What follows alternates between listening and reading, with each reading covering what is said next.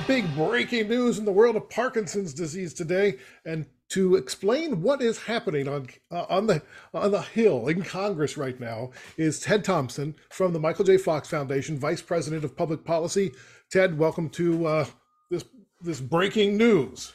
Yeah, thanks, Larry. Appreciate it. Yeah, Appreciate the so there is opportunity. now a new bill that has been introduced, and it's like the biggest thing that's ever happened for Parkinson's in the U.S. Yes. That is not an overstatement. It is called the National Plan to End Parkinson's. It is the most comprehensive, boldest, widespread piece of legislation specific to Parkinson's disease ever introduced in the history of the U.S. Congress. So we're pretty excited about it. We've got the lead authors. Most of them have a personal connection to Parkinson's, actually. We've got Florida Congressman Gus Pilarakis as the lead Republican, and Democrat Paul Tonko leading it for the Democrats. It's bipartisan legislation, it's common sense, and the goal is to ultimately have a coordinated federal and private effort to prevent, treat, and ultimately cure Parkinson's. So this is amazing. How did you get it done? Well, we've had this idea for a number of years, but we got to the point and assessed the landscape and realized now was the time to make a move on it. And we've been meeting with congressional offices throughout the year in the House and the Senate, and we finalized the language of the legislation literally just yesterday. And late in the day, the two congressmen introduced the legislation. So it's been a work in progress. We're really happy where it's at. And I will say it's modeled after the extremely successful National Alzheimer's Plan. So we're not claiming originality. We're actually, saying, listen, that worked really well. We need to replicate it for Parkinson's. This is the second biggest neurological disease in the world, and the fastest growing neurological disease in the world. So it should command this level of attention. So it's the first legislation of its kind for Parkinson's. It's the highest government relations and public policy priority for 2022. The National Plan to End Parkinson's. Does the plan itself require action? We need people to take action now and in the coming weeks and months, because it's not easy to get something through Congress, and it never happens fast, but we want to get this through Congress and have it actually happen fast. It's bipartisan.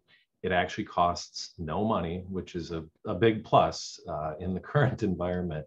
But what the law would do, if enacted and signed by the president, is it would require the secretary to do Secretary of Health and Human Services to do an assessment of all things related to Parkinson's, and to create, importantly, an advisory council on Parkinson's for the national plan, which would be made up of over a dozen federal agencies, along with 17 non-federal members, including patients, caregivers, healthcare providers, organizations like ours that do research. And that group would put together a report to Congress, and the Secretary of HHS would have to put together his report to Congress. And all of that would have to happen within, I believe, within 18 months of enactment of the national plan. And then from there would be annual assessments and updates to Congress. And this advisory council, I should mention, would meet on a quarterly basis. So it's an attempt to, really pull everybody together in a very coordinated effort to wrap their hands around Parkinson's, figuring out not only what level of federal investments are needed to accomplish the goals from a research perspective, but also it would look at the care systems for people with Parkinson's. Also in here, because everybody knows that there are the environmental triggers of Parkinson's, there's an environmental component of this, as well as, and this will be important to the Avengers, a requirement for international cooperation on Parkinson's. So that's a big item that's in it. And the last two things I mentioned were not part of the Alzheimer's plan, I don't believe. So we've, updated it to be Parkinson's specific, obviously, but also to be a little more expansive. And what can folks who are advocates do now to help you? Perfect question, because that's what we need. We need thousands and thousands of voices. We have an action alert linked to a blog that we posted to our website this morning that Larry will put in the show notes so that anybody can take action. Well, by anybody, I mean U.S. Citizens can take action because this is only, in the U.S. at this point. But that's definitely the first step. We need thousands, if not millions, of people taking action, urging their congressmen and congresswomen to co-sponsor this bill. So that's the first step. The next step will probably come in September when we expect to have the bill introduced in the Senate. Just this morning, we met with our lead Senate sponsors and are working to finalize the bill there and have them introduce it when their August break is over.